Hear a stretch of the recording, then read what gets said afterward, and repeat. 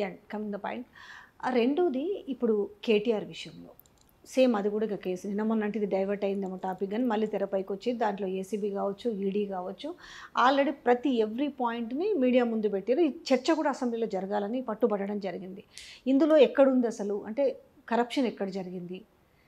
Direct నేనే చెప్తున్నా, ఆ 55 కోట్లు ఎందుకు ఎందుకు ఇచ్చాము, అది ఎట్లా ఇచ్చాము లీగల్గా అనేది ఎవ్రీథింగ్ చెప్తున్నారు. బట్ ఇక్కడ మాత్రము కేసులు చూస్తేనేమో ఆ ఎఫ్ఐఆర్ కాపీలో చూస్తే ఎక్కడ కూడా ఇచ్చిన వాళ్ళదే మెన్షన్ చేసిరు ఏమని కదా తప్ప పుచ్చుకున్న వాళ్ళది ఎక్కడ కూడా మెన్షన్ చేయలేదు. అంటే దీన్ని ఎట్లా చూడవచ్చు? దీంట్లో నిజంగా కేసు నిలబడుతుందా? ఈ కేసులో శాంటిటీ ఎంత ఉంది అసలు? అయితే ఖచ్చితంగానండి ఇక్కడ ప్రివెన్షన్ ఆఫ్ కరప్షన్ యాక్ట్ కింద మీరు కేసు రిజిస్టర్ చేసినప్పుడు అంటే మీరు 17 కింద సెక్షన్ 17 కింద గవర్నర్స్ పర్మిషన్ కూడా తీసుకున్నారు. కానీ ఈ అప్పటికల్లా అసెంబ్లీ అయిపోతుంది కాబట్టి then I think that is enough, లేకపోతే స్పీకర్ది కూడా ఒక ఫార్మల్ పర్మిషన్ అవసరం ఉంటుండొచ్చు. సో సెక్షన్ 17 కింద ఇది చేసిండ్రు కాబట్టి కరప్షన్ అనేది ప్రూవ్ చేయాలి. సో కరప్షన్ పీసీ యాక్ట్లో ప్రివెన్షన్ ఆఫ్ కరప్షన్ యాక్ట్లో మేడం గమ్మత్ ఏంటంటే కరప్షన్ అనే టర్మ్ని ఎక్కడ డిఫైన్ చేయలేరు. డిఫైన్ చేయకపోగా ఉట్టి గ్రాటిఫికేషన్ అంటే మీరు నాకేదో ఇచ్చిండ్రు దాంతో నేను బెనిఫిట్ అయినను లబ్ధి పొందినను అని చెప్పేసి the word gratification is not limited to pecuniary gratification or gratifications estimable in money, and any person who is an office bearer or an employee or educational whatever manner established receiving or having received financial assistance from central government. So gratification అనే ఒక పదమే ఉంది, corruption అనే పదాన్ని define చేయలేదు. So gratification అన్నప్పుడు మీరు అంటే నేను ఇప్పటి వరకు ఇంకా నాకు ఒక ఇంటర్నేషనల్ కమర్షియల్ కాంట్రాక్ట్ లాగానే ఉన్నది ఇది. ఓకే, ఇంటర్నేషనల్ కమర్షియల్ కాంట్రాక్ట్లో ఒక అకౌంట్ నుంచి హెచ్ఎండిఏ అకౌంట్ నుంచి అంటే నాకు మీడియా ద్వారా న్యూస్ పేపర్ల ద్వారా తెలిసిన ఇన్ఫర్మేషనే మీకు చెప్తాను. వాళ్ళు అక్కడ నుంచి ఇండియన్ ఓవర్సీస్ బ్యాంక్ నుంచి అక్కడ నుంచి ట్రాన్స్ఫర్ అయింది. ఒక అకౌంట్ నుంచి ఒక అసెసిబుల్ అంటే యాక్సెస్ చేయగలిగే అకౌంట్ నుంచి ఇంకో అకౌంట్కి ట్రాన్స్ఫర్ అయింది. సో దీంట్లో ఫెమా అంటే financial foreign exchange management act violation అయిందా, ఇంకో ఫక్రా యాక్ట్ కూడా వైలేషన్ అయిందా అనేది చూడాలి ట్రయల్లో. ఎందుకంటే financial irregularities when you are అంటే transferring a large amount of money from one country to another, even though it is a quasi governmental contract. ఎందుకంటే ఇక్కడ ఈ పార్టీ గవర్నమెంట్, ఆ party private. So quasi governmental contract అయినా కానీ మనము కొన్ని regulations RBI regulations follow కావాలి. So ఇక్కడ ఆర్బీఐ ఏం ఇనిషియేట్ చేయలేదు, ఆర్బీఐ తరపున ఇప్పుడు ఈడీ ఇనిషియేట్ చేస్తుంది. సో గమ్మత్ ఏంటంటే ఇక్కడ కరప్షన్ అనేది కేటీఆర్ అన్నా ఫైనాన్షియల్ లబ్ధి పొందాలి, లేకపోతే అరవింద్ కుమార్ అన్నా ఫైనాన్షియల్ లబ్ధి పొంది ఉండాలి, లేకపోతే బిఎల్ఎన్ రెడ్డి అయినా ఫైనాన్షియల్ లబ్ధి పొంది ఉండాలి.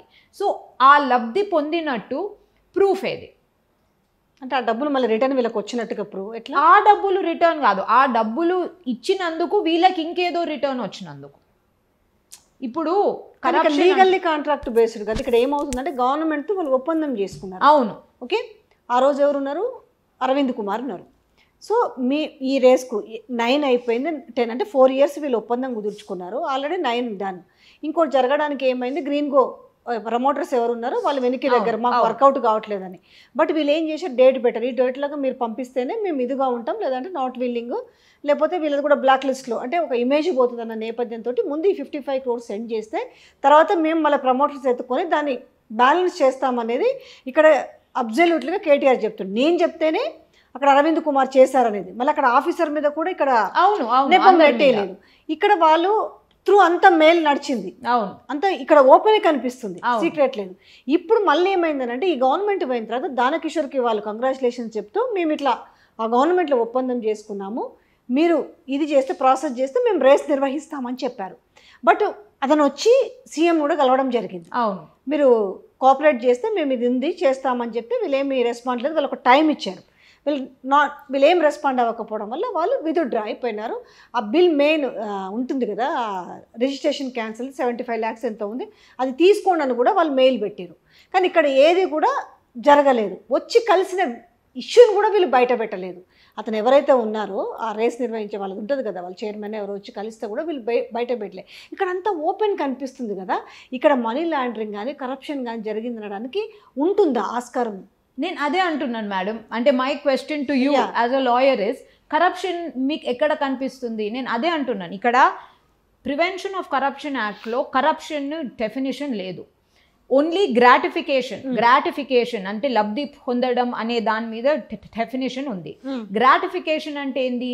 పలానా పని చేస్తే నాకు ఏదో లబ్ధి పొందినను, ఫైనాన్షియలీనో క్విడ్ ప్రో కోనో ఇంకోటి ఏదో లబ్ధి పొందినను. సో ఇక్కడ కేటీఆర్ ఫైనాన్షియలీనో క్విడ్ ప్రో కోనో ఏం లబ్ధి పొందిండు? మన అరవింద్ కుమార్ ఫైనాన్షియలీనో క్విడ్ ప్రో కోనో ఏం లబ్ధి పొందిండు? బిఎల్ఎన్ రెడ్డి గారు సేమ్. ప్రూవ్ చేయాలి. ఎట్లా ప్రూవ్ చేస్తారు? అండ్ ప్రివెన్షన్ ఆఫ్ కరప్షన్ యాక్ట్లో the burden of proof is on the prosecution. Government ACB prove చేయాలి ఇక్కడ వీళ్ళు లబ్ధి పొందిండ్రు అని చెప్పి. సరే, ఫస్ట్ పార్ట్లో ఫస్ట్ సీజన్ 9లో ప్రమోటర్స్ వెళ్ళిపోయినరు, మేము అయినా కానీ ఎఫ్ఈఓతోని మేము ఒప్పందం కంప్లీట్ చేసుకోవటానికి ఇట్లా ముందరికి పంపించాం. మళ్ళీ అది క్లియర్ అయిన తర్వాతనే సీజన్ 9 జరిగింది కదా.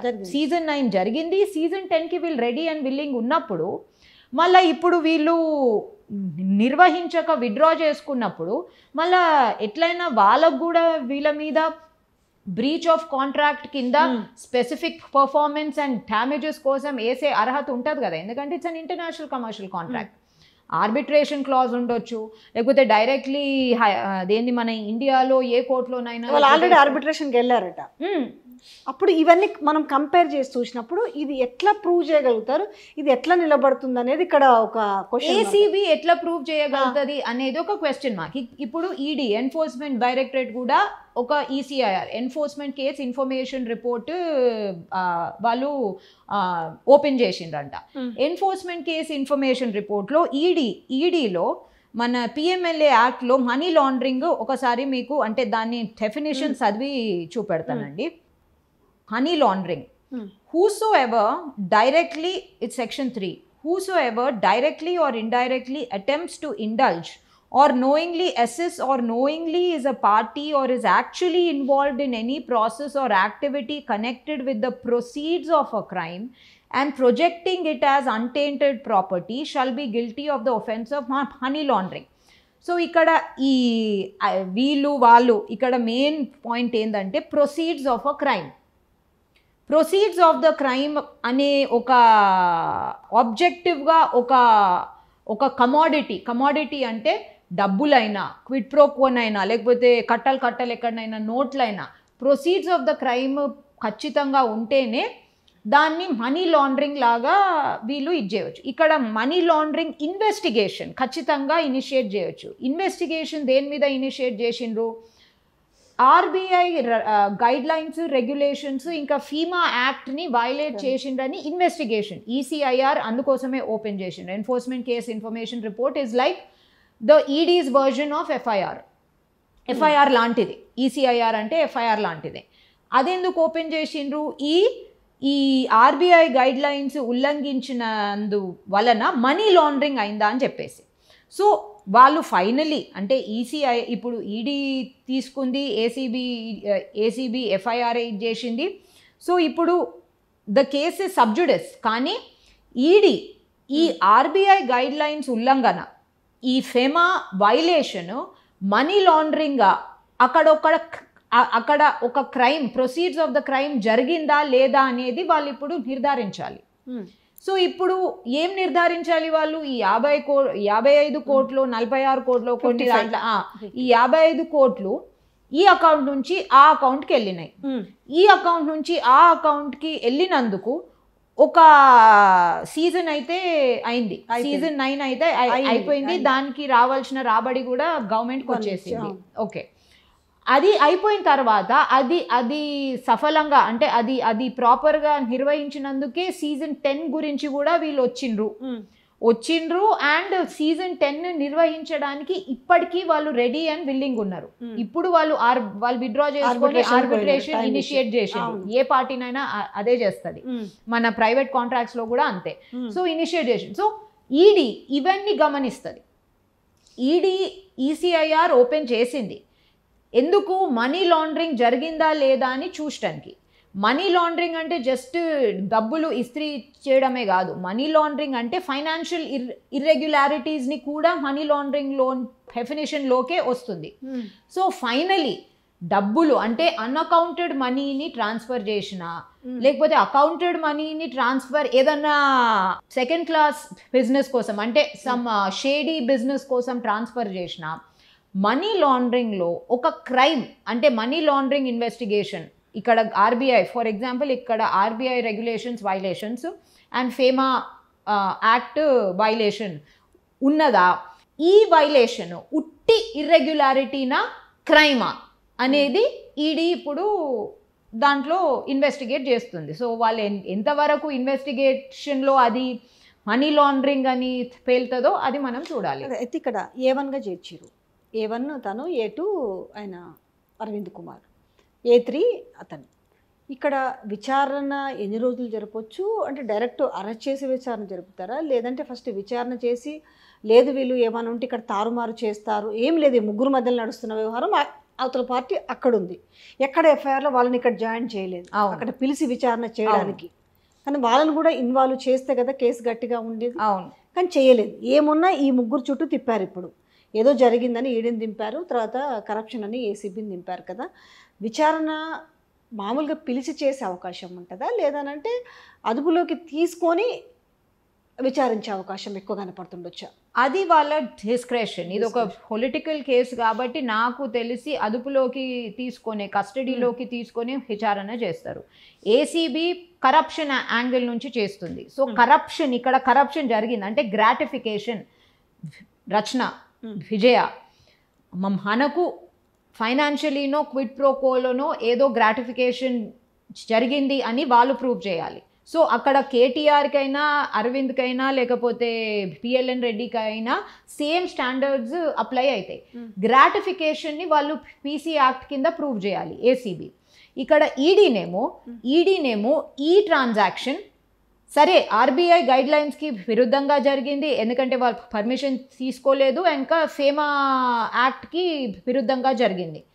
కానీ అది ఒక క్రైమా, మనీ లాండరింగ్ అనే ఒక జాబితా కింద వచ్చే క్రైమా. ఈడీ పిఎంఎల్ఏలో షెడ్యూల్డ్ ఒఫెన్సెస్ ఉంటాయి మేడం. షెడ్యూల్డ్ ఒఫెన్సెస్ అంటే clearly listed out offences. So ఇది మనీ లాండరింగా, క్రైమా, ఇది ఒక మన వాళ్ళు కూడా రావాలి కదా ఇక్కడ. మరి అంటే ఎఫ్ఈఓ సపోజ్ ఎగ్జాంపుల్ ఎవరికైనా అర్థమయ్యే వాళ్ళకి మన ఇద్దరి మధ్యలో జరిగింది అనుకుందామండి, ఇది లీగల్ ఒక జరిగింది, ఒకటి సక్సెస్ చేశారు, ఇంకొకటి జరిగింది, నేను మీకు ఇవ్వడము, మీరు ఎక్కడో ఉన్నారు, ఇప్పుడు మీకు 55 crores మీకు 10 series కోసం అనేసి కార్యకర్తకి మీకు పంపించారు, తర్వాత వీళ్ళు అడ్జస్ట్ చేసుకుంటామన్నారు. ఈలోగా గవర్నమెంట్ మారింది టోటలీగా, వీళ్ళు అది కొలాప్స్ అయింది, వాళ్ళు అక్కడ ఆర్బిట్రేషన్కి పోయారు. ఇక్కడ ముగ్గురిని చేశారు, A1, A2, A3. A1 వచ్చేసి KTR, that is the fine. ఇక్కడ వాళ్ళు లేకుండా అవతల పార్టీ ఎఫ్ఈఓకి సంబంధించిన వాళ్ళు లేకుండా వీళ్ళ చుట్టే తిప్పుతారు ఆ కేసుని. వాళ్ళను కూడా ఇన్వాల్వ్ చేసే అవకాశాలు కాదు, ఖచ్చితంగా ఇన్వాల్వ్ చేయాలి. ఎందుకంటే ఇప్పుడు ఇట్స్ అ ఫారెన్ ఎంటిటీ, వీళ్ళకు డైరెక్ట్గా డొమెస్టిక్ క్రిమినల్ లా కింద వాళ్ళను అక్యూజ్గా పెట్టే అర్హత ఉండకపోవచ్చు. వాళ్ళు ఆ దేశం పర్మిషన్ తీసుకొని ఎక్స్ట్రడిషన్ అడుగుతారా, లేకపోతే జస్ట్ వాళ్ళకు సివిల్ ఎంక్వైరీ కింద వాళ్ళకు మమ్మల్ని ఇన్వెస్టిగేషన్లో మాతో సహకరించండి అని వాళ్ళకు ఒక పిలుపు అంటే మన క్రిమినల్ లాలో ఉంటుంది. You can ask for their statement, you can ask for their statement without having any kind of inclusion as an accused. అట్లా చేస్తారా, లేకపోతే కేటీఆర్ గారే వాళ్ళని అతని సపోర్ట్లో that it was a complete pure commercial transaction for the benefit of the state అని చెప్పేసి వాళ్ళ నుంచి స్టేట్మెంట్ తీసుకుంటారా. సో ఎఫ్ఈఓ అనేది డైరెక్ట్గా అక్యూజ్డ్ అని అయితే, because it's a foreign entity, డైరెక్ట్గా ఇండియన్ లా కింద అక్యూజ్డ్ అని అయితే వాళ్ళు రారు, they won't obey.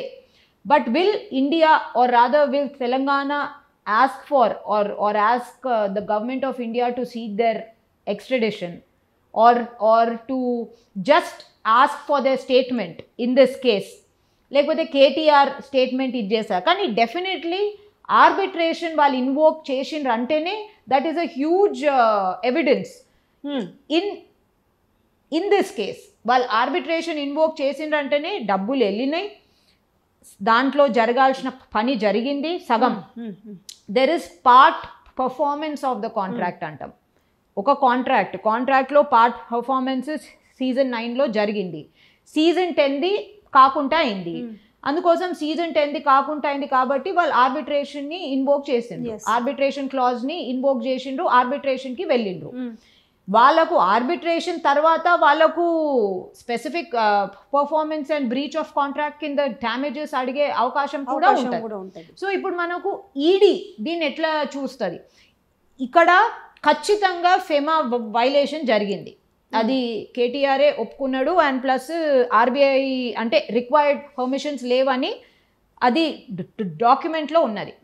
So FEMA violations జరిగినంత మాత్రాన ఇక్కడ మనీ లాండరింగ్ జరిగిందా, ఎందుకంటే మనీ లాండరింగ్ అది ప్రూవ్ కావాలి. అయితే అది ప్రూవ్ అవ్వడానికి ఇక్కడ మనకి ఏమన్నా అవి కనిపిస్తున్నాయి అట్లా డ్యామేజెస్, అంటే వాళ్ళేమో ఆల్రెడీ ఆర్బిట్రేషన్ ఇన్వోక్ చేసిర్రు. అవును, ఈడ చూస్తేనేమో వీళ్ళు ఇక్కడ ఏసీబీ ప్లస్ ఈడీని ఇన్వాల్వ్ చేసిర్రు. కాబట్టి ఇందులో కనిపిస్తుందా అంటున్నా. వాళ్ళేమో ఇది డైరెక్ట్ మొత్తం లీగల్ అనేసి అంత లీగల్ ఉంది కాబట్టి వాళ్ళు ఆర్బిట్రేషన్ ఇన్వోక్ చేసారు.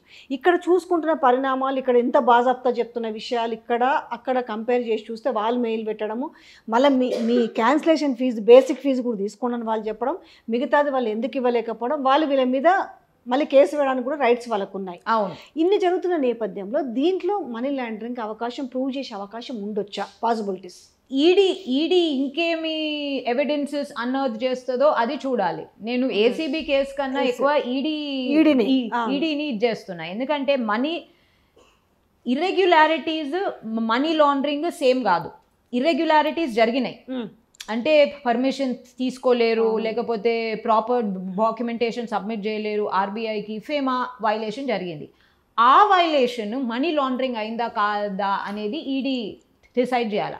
ఇప్పుడు ఈడీ మనీ లాండరింగ్ అయింది అని చెప్పేసి, అంటే మనీ లాండరింగ్ జరిగింది అంటే there is a crime involved అని అంటే ఏసీబీ మళ్ళీ దాన్ని కరప్షన్ కింద గ్రాటిఫికేషన్ కూడా వచ్చింది అనేది ఏసీబీ ప్రూవ్ చేయాలి. ఏసీబీ ఇక్కడ క్విడ్ ప్రోకోనో లేకపోతే ఫైనాన్షియల్ గ్రాటిఫికేషన్, నాకేదో ఇక్కడ నుంచి లాభం జరిగింది అనేది ఏసీబీ ప్రూవ్ చేయాలైతే ఈడీ ఈ ట్రాన్సాక్షన్లో మనీ లాండర్ అయింది అంటే, మనీ లాండర్ అయిందంటే నాకు మీకు తెలిసినంత వరకు డబ్బులు ఈ అకౌంట్ నుంచి ఆ అకౌంట్కి వెళ్ళాయి, దాని తర్వాత ప్రమోటర్స్ తప్పుకున్నారు, దాని తర్వాత వీళ్ళు ఏమో చేసిండ్రు, ఎట్టకేలకు సీజన్ 9 అయింది, దాని తర్వాత సీజన్ 10కి అంతా ప్రాపర్గా ఉన్నది, వాళ్ళు రెడీ ఉన్నారు, విత్డ్రా చేసుకున్నారు, వీళ్ళు నో అన్నారు, విత్డ్రా చేసుకున్నారు, వాళ్ళు ఆర్బిట్రేషన్ ఇన్వోక్ చేసుకున్నారు.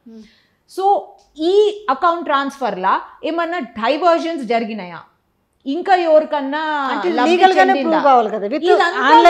ఆన్లైన్ బేస్ లోనే జరగాలి, అంతా ఆన్లైన్. ఎందుకంటే వీళ్ళు కేసు వేసిందే 55 కోట్ల మీద అంతే. అవును, ఈ 600 కోట్లు అదంతా ఓరలీ అంటున్నారు, అది ఓవరాల్ కాంట్రాక్ట్ అమౌంట్ గురించి ఎవరు కావాలి? ఓన్లీ ఇప్పుడు ఈ 55 crores లో క్రైమ్ జరిగిందా లేదా అనేది కావాలి. సో ఏసీబీ ఏం ప్రూవ్ చేయాలి? కరప్షన్ కింద రావాలంటే ఈ ముగ్గురు లాభం పొందిరా అనేది వీళ్ళు ప్రూవ్ చేయాలి, ఏసీబీ ప్రూవ్ చేయాలి. ఎందుకంటే burden of proof is on the prosecution. ఈడీలో కొంచెం ఉల్టా అవుతుంది. ఈడీలో అదేంటి, ఈ ఫైనాన్షియల్ ఇర్రెగ్యులారిటీస్ మనీ లాండరింగ్తో సంబంధం లేదు. అవును, నేను కొన్ని పర్మిషన్స్ తీసుకోలేను అండ్ ఈ ఇర్రెగ్యులారిటీస్ జరిగినాయి, కానీ ఇక్కడ డబ్బు ఎక్కడికి ఇంకో ఏ అకౌంట్కి లేకపోతే ఇంకో ఏ డెస్టినేషన్కి వెళ్ళలేదు, మనీ లాండరింగ్ జరగలేదు, అందుకని యాజ్ అ రిజల్ట్ క్రైమ్ కాలేదు అనేది మనం ప్రూవ్ చేయాలి, ఎందుకంటే అక్కడ బర్డన్ ఆఫ్ డబ్బు పంపించిన ప్రూఫ్ ఉంది, ఇంకా అక్కడి నుంచి జరిగేది లేదు, స్టాప్ అక్కడికే అయిపోయింది. అక్కడికే అయిపోయింది. మళ్ళీ ఇంకో ఏ డైవర్జన్ లేకపోతే మళ్ళీ అది క్రైమ్ ఎట్లా అవుతుంది? It's part of an international contract. So ED ఇంకా ఏమి దీంతో వస్తుందో కొంచెం చూడాలి. నిలబడే అంటే ఇప్పుడున్న మనం ఇన్ని మాట్లాడుకున్నాం కదా ఈ విషయంలో, ఈ టాపిక్స్ బేస్ చేసుకొని చూస్తే జనరల్గా మీరంతా కూడా, మీరు ఒక సీనియర్ అడ్వకేట్, చూస్తే ఈ కేసు నిలబడే అంటే ఇది ఒకరేమో ఇంటర్నేషనల్, ఇక్కడ వీళ్ళు చెప్తున్నారు ఇది కొంచెం బాగా లాగింగ్, అంటే బాగా ఫార్. అవును, వాళ్ళు ఇన్వాల్వ్ కావాలి, వాళ్ళు రావాలి, వాళ్ళు చెప్పాలి, ఇవన్నీ ఓ దేశానికి సంబంధించి రెండు దేశాల మధ్యలో. ఈ నేపథ్యంలో ఈ కేసు నిలబడే అవకాశం ఉంటుందా అనిపిస్తుందా? కేసు కన్నా ఎక్కువ ఇన్వెస్టిగేషన్ చాలా లాంగ్ అయ్యే అవకాశం ఉంది. ఎందుకంటే లిటరలీ ఒక ఏజెన్సీనేమో మనీ లాండరింగ్ క్రైమ్ అనేది ప్రూవ్ చేయాలి, అంటే దాంట్లో మనం కూడా బికాజ్ అక్కడ బర్డన్ ఆఫ్ ప్రూఫ్ అన్నది కాబట్టి మనం ప్రూవ్ చేయాలి. ఇంకో ఏజెన్సీనేమో వీళ్ళు దీని నుంచి లబ్ధి పొందినరు అనేది ప్రూవ్ చేయాలి. ఇప్పుడున్న సర్కమ్స్టాన్సెస్లోనైతే నాకు అది చాలా ఫార్ ఫెచ్డ్ అనిపిస్తుంది. ఇప్పుడున్న సర్కమ్స్టాన్సెస్ చూస్తే దీంట్లోకి ఇంకేమి అడిషనల్ ఎవిడెన్సెస్ వస్తాయి, ఎఫ్ఈఓ ఇంకేం చెప్తుంది, అంటే వీళ్ళు ఎట్లయినా సమన్స్ పంపిస్తారు, సో ఎఫ్ఈఓ ఏం చెప్తుంది అనేది కూడా వీల్ హ్యావ్ టు. ఒకవేళ ఎఫ్ఈఓ వచ్చేసి గవర్నమెంట్ కూడా, ఎందుకనంటే వీళ్ళు ఒప్పందం చేసుకున్నారు 4 years కాదు, వాళ్ళే ఇది చేసారు, చీట్ చేసారు అనేసి వాళ్ళు వేస్తే ఈ కేసు నిలబడుతుంది. అప్పుడు వాళ్ళు వేస్తే ఇక ఇవి రెండు ప్యారలల్ వెళ్తాయి. అయితే ఇప్పుడు ఇది చాలా డిలే అయ్యే ప్రాసెస్ కనిపిస్తుంది. ఈ నేపథ్యంలో A1 కానీ A2 కానీ A3 కానీ జైల్లోనే ఉండే అవకాశం ఉంటుందా, బయట ఉండి విచారణలు ఎదుర్కొనే అవకాశాలు ఎక్కువ ఉంటాయి? ఎట్లా ఉంటుంది అంటే కస్టడీలో ఎంత, అంటే కస్టడీలో రాబడే ఇన్ఫర్మేషన్ ఎంత ఉందో అంతవరకు కస్టడీకి తీసుకునే అవకాశం ఉంటుంది. ఎందుకంటే ఇట్స్ పొలిటికల్ కేస్ అండ్ అందరూ కస్టడీలో విచారిస్తారు అని ఎక్స్పెక్ట్ చేస్తున్నారు.